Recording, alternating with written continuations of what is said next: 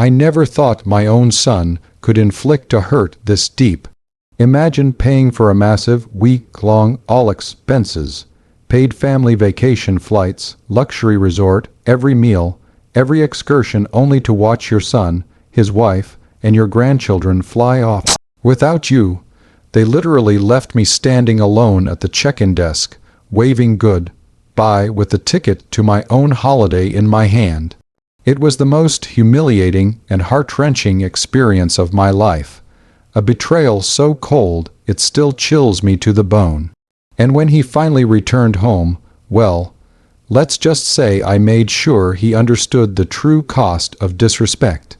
Tell me honestly, was my reaction justified, or did I take my parental disappointment too far? To understand the magnitude of this slap in the face, you have to know a little about me and my relationship with my son, Mark. I'm a recently retired woman, 65 years old, and for the last 10 years of my working life, I ran a small, but very successful, consulting business. My husband passed away 5 years ago, and since then, my family, Mark, my daughter-in-law, Jessica, and my 2 beautiful grandchildren, Leo 10 and Clara 7, they've been my whole world. My inheritance, coupled with my business savings, left me financially comfortable, thankfully. I've always been generous, not just because I can afford to be, but because seeing my family happy is my greatest joy. I never asked for anything in return, just their time and affection. Mark is a good man, or so I thought, but he's always been somewhat distant, driven, and intensely focused on his own life, often to the exclusion of others. Jessica, his wife, is pleasant enough, but she has a way of subtly positioning herself as the central figure of the family, often gently steering Mark away from spending too much time with me. It was subtle, but I felt it. This vacation was my dream. I hadn't had a proper holiday since before my husband got sick, and I wanted to treat everyone. I wanted that perfect postcard memory of us all together, me, Mark, Jessica, and the kids, laughing on a white sand beach. For months, I meticulously planned every single detail. We were going to a 5-star, all-inclusive resort in the Caribbean. I covered the cost of 4 first-class tickets, the presidential suite for 7 nights, premium meal plans, and even booked private excursions, a catamaran tour, a snorkeling trip, and a special dinner show I knew the kids would adore. The total cost, well over $25,000. I used my best travel agent, I called the resort personally, and I spent hours reading reviews. I wanted it to be perfect. When I presented the tickets to them over dinner, their faces lit up. Mark hugged me tight, saying I was the best mother in the world. Jessica was gushing, instantly pulling out her phone to look up resort photos. The children were beside themselves with excitement. Everything was booked in Mark's name as the primary contact, but my name was clearly listed on all the room reservations and flight manifests. I was the guest of honor, the host. In the weeks leading up to the trip, I noticed a change in their communication. Mark would be vague about the final details. When I asked about packing or the final itinerary, Jessica would quickly interject, saying, "Oh, don't worry, Mom, we've got all the little things covered. You just relax." It felt dismissive, but I chalked it up to them being busy and maybe wanting to surprise me with some small detail. Then came the day of the flight. I was ready an hour early, buzzing with anticipation. Mark was supposed to pick me up at 6:00 a.m. for our 9:00 a.m. flight. He showed up precisely at 6:00 a.m., but he was alone. Jessica and the kids were not with him. I asked where they were, a little confused. Mark just gave me this tight, awkward smile. "Oh, they're already at the airport," he said quickly, loading my one small carry-on bag into the trunk. Jessica thought it would be easier if they just took an Uber straight from our place, since they had a few more bags. It seemed odd, but I trusted him. We arrived at the international terminal, a scene of hurried chaos and excitement. I saw Jessica, Leo, and Clara standing near the check-in area, their faces pale, looking nervous. My heart started to beat faster, a sick, cold feeling replacing the excitement. We walked up to them, and Mark suddenly stopped me, putting his hand on my arm. He pulled me aside near one of the decorative plants. "Mom," he started, clearing his throat. I have something to tell you." The air suddenly felt thin. I looked past him at Jessica, who wouldn't meet my eyes, busying herself with zipping up a suitcase the kids didn't even need. "What is it, Mark?" I asked, my voice barely a whisper. I knew, somehow, before he even spoke. He then delivered the cruelest monologue I have ever heard. He stammered something about how this trip was really for the kids. How Jessica thought having me there would be too much stress for them because I needed too much attention. And how, honestly, they felt they needed a real break, without any parental oversight. He explained that they had simply used my money and bookings, and had quietly arranged for a last-minute replacement ticket for themselves. He handed me my tickets, my first-class ticket with my name clearly printed, and then he handed me an envelope. Inside was a cashier's check for the exact price of the plane ticket, only. "Here, Mom, this covers your portion of the flight. We've got everything else handled. We truly appreciate the gesture, but we just want this one to be ours." I stood there, paralyzed. The noise of the airport faded into a dull roar. The betrayal wasn't just in the words. It was in the cold, transactional nature of the check, as if my love and generosity could be quantified and paid back like a debt. He had taken my dream, my money, and my spot in the family memory, and offered me a refund for the plane seat I would no longer occupy. I looked at Mark's face, red, ashamed, but ultimately resolute, and then at Jessica, who was now leading the kids toward the check-in counter, deliberately avoiding my gaze. I felt my vision blurring. I didn't scream. I didn't cry yet. I simply looked him dead in the eye and said, with a quiet intensity that surprised even myself, "Mark, every dollar of this vacation came from me. The resort, the suite, the food, the fun. Every single thing you have is because of my booking. And you think you can simply refund my flight and take the rest." He mumbled something about having discussed it, trying to usher me toward a taxi. I pulled back. "No, you listen to me. This isn't over." I turned, clutching my useless ticket, and walked away from the check-in counter, leaving them standing there. I went home and cried for what felt like an eternity. The empty house suddenly felt cavernous. The silence was deafening. I felt humiliated, not just by them, but by my own misplaced generosity. They were already through security and would soon be taking off. I had to choose. Do I let them go and deal with the fallout later, maybe salvaging some small piece of the relationship?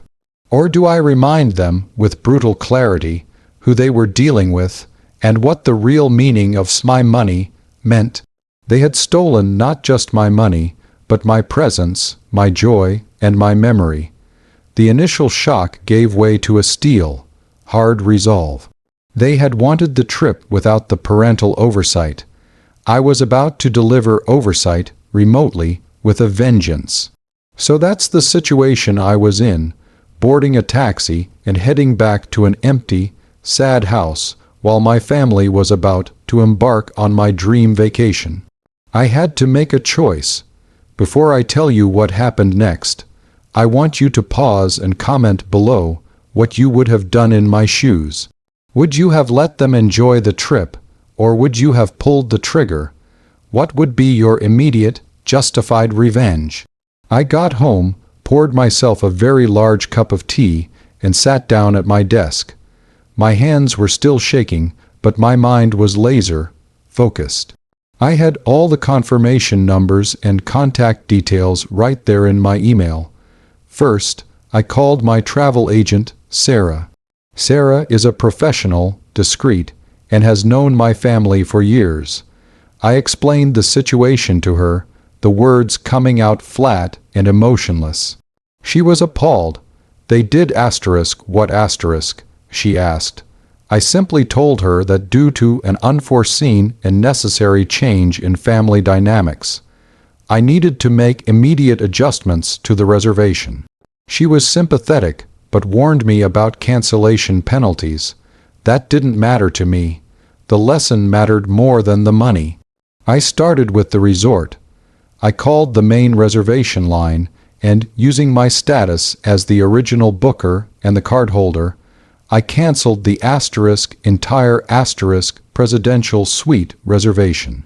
I didn't downgrade it, I simply erased it. The agent asked if they wanted to re-book. I said, "No, thank you.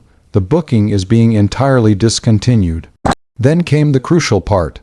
I specifically noted that I, the primary cardholder, was revoking access to the original booking under Mark's name, meaning any attempt he made to reinstate it would be flagged and denied. I then called the resort's concierge service and canceled all the prepaid excursions, the catamaran, the snorkeling, the dinner show. All of them just gone. The resort informed me they would refund the payments directly to the card used for the booking mine. They would also inform Mark upon their arrival that their 7-night, 5-star presidential suite had been terminated, effective immediately, and that any remaining stay would need to be paid for in full on a new credit card at the much higher walk-up rate, assuming a standard room was even available. Within 2 hours, I got a series of frantic, overlapping text messages. First from Jessica, "Mom, what is going on? We just got a notification that the resort reservation is canceled. Please tell me this is a mistake." A minute later, a text from Mark, "Mom, call me right now. The resort says we don't have a room. Are you serious? You would really do this to your own grandchildren?" I didn't reply. I didn't answer the dozens of phone calls that came flooding in over the next few hours. I watched the calls ring out until the phone went silent.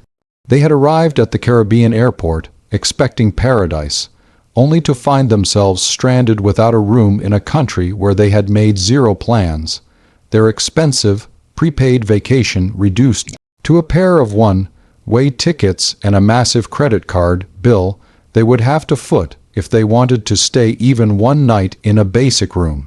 The $25,000 they were expecting to spend on souvenirs was now needed just to keep a roof over their heads for one night.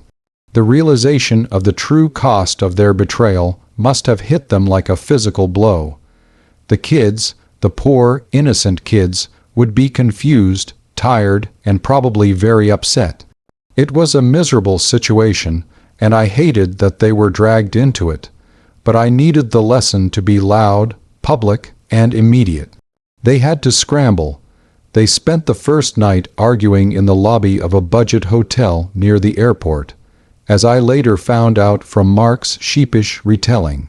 They couldn't afford to pay the massive rate the 5-star resort demanded for a new booking, and all the luxury excursions were gone. They ended up spending the entire week hunting for available, cheap rooms, eating mediocre food, and dealing with 2 crying, disappointed children. They came back early, exhausted, defeated, and much poorer. When Mark finally came home, he flew back alone first, leaving Jessica and the kids to follow later on a cheaper flight. He came to my house immediately. He didn't yell or accuse. He just looked utterly broken. He sat on my sofa, head in his hands, and finally, truly apologized. Not for getting caught, but for the sheer callousness of his plan. He admitted that Jessica had pushed the idea, convincing him that my asterisk presence would cramp their style, and that since I was paying anyway, I should just be happy they accepted the money. He confessed that they had quietly tried to negotiate with the resort to remove my name from the entire booking, but the resort refused without my explicit permission, which is why they had to resort to the pathetic airport drama. I let him talk, then I laid out the new reality. I told him the loss of the trip was minimal compared to the loss of my trust. I said the money I got back would be put into a trust fund for Leo and Clara, explicitly managed by me, to be used only for their education, ensuring that he and Jessica could never touch it. I also informed him that the keys to the secondary bank account I had set up for them, which I occasionally used to cover their larger expenses like the annual property tax payment I often took care of, were now officially revoked. My financial support, I told him, was contingent on respect, not entitlement. The fallout has been permanent. Mark and I are slowly, painfully rebuilding our relationship, but the warmth is gone. Jessica barely speaks to me. She sees me as the villain who ruined her vacation. I still feel the sting of the airport betrayal, but I don't regret my choice. I protected my savings, asserted my boundaries, and taught my adult son that you cannot steal someone's kindness and expect zero consequences. It was a harsh lesson, yes, but necessary. The house is still quiet, but at least I know that my actions defined my worth, not their ungrateful behavior. So that's the whole story: the betrayal, the cancellation, the desperate return. I got my money back mostly, but I sacrificed a piece of my family in the process. Was I too harsh? Did I go too far, especially considering the grandchildren? Or was this the only way to make an entitled adult son understand the gravity of his disrespect? Like this video if you were on my side, subscribe for more stories like this, and please, share your final thoughts on this whole mess in the comments section below. I'll see you all in the next story.